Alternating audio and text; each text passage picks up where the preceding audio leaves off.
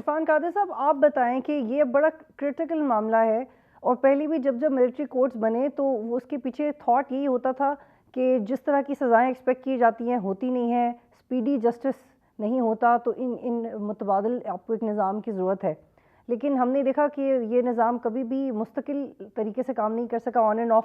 اس میں وہ فلوئنسی نہیں رہی. کیا اب یہ وقت کی ضرورت ہے، اور آپ کو لگتا ہے کہ جہاں پہ ملک میں اتنی پولرائزیشن ہے اور ہارڈلی کوئی ادارہ دوسرے ادارے کے ساتھ کوآرڈینیٹ کر رہا ہے پروفیشنلی، یہ ایک نیا کام شروع کر کے ہم اپنے لیے مزید مصیبت بنا رہے ہیں؟ دیکھیں، جس تناظر میں یہ ریسنٹ ایونٹس ہوئے ہیں 9 مئی کا، تو اس کو اگر ہم سامنے رکھیں تو دنیا کی جو آزاد ترین جمہوریتیں ہیں، جو بہت آزاد خیال جمہوریتیں ہیں، جن کو ہم لبرل ڈیموکریسیز کہتے ہیں، فار ایگزامپل یونائٹڈ کنگڈم لے لیں، یونائٹڈ اسٹیٹس آف امریکہ لے لیں، ان کے کنٹونمنٹس کے اندر کوئی اس طرح دھاوا بول دے فوج کی پراپرٹیز کے اوپر،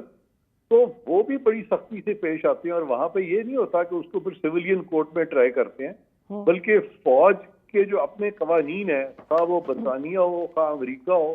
خواہ جرمنی ہو، جاپان ہو، کوئی بھی ملک ہو، وہاں پہ ان کے اگر قوانین بنے ہوئے ہیں تو وہ قوانین جو ہے نا، وہ یہ نہیں آپ کہہ سکتے فیئر ٹرائل نہیں ہے، یا وہ قوانین جو ہے وہ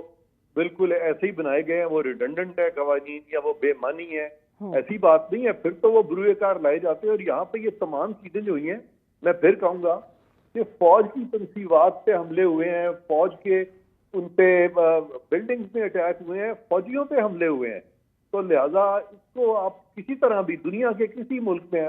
آزاد ترین ملک میں، آزاد ترین جمہوریت میں بھی اجازت نہیں دے سکتے کہ ان کے کنٹرولمنٹس کو، ان کے لیکن عرفان صدیقی صاحب بڑے احترام کے ساتھ یہ میں آپ سے پوچھنا چاہتی ہوں کہ جن لوگوں کو پکڑا ہے بالکل ٹھیک پکڑنا چاہیے تھا، یہ نہیں ہونا چاہیے تھا.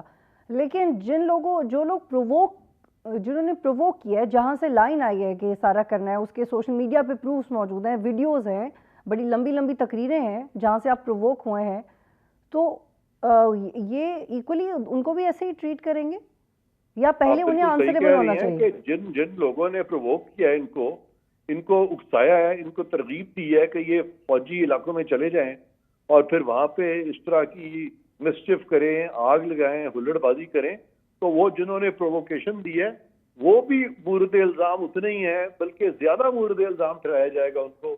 بنسبت ان لوگوں کے جو کہ پرووک ہوئے ہیں. اور عرفان قادر صاحب بس آخر میں یہ بتائیے گا کہ آپ سمجھتے ہیں کہ وفاقی حکومت بہت کھلے دل سے اور انٹیلیجنس کے ساتھ یہ تمام مقدمات کمفرٹیبلی ریفر کر دے گی ملٹری کورٹس میں، اور وفاقی حکومت کو کوئی اعتراض نہیں ہوگا؟ دیکھیں، یہ تو معاملہ ایسا ہے جو کہ ان کے اپنے جو ایکٹ ہے وہ ان کو امپاور کرتا ہے فوج کو،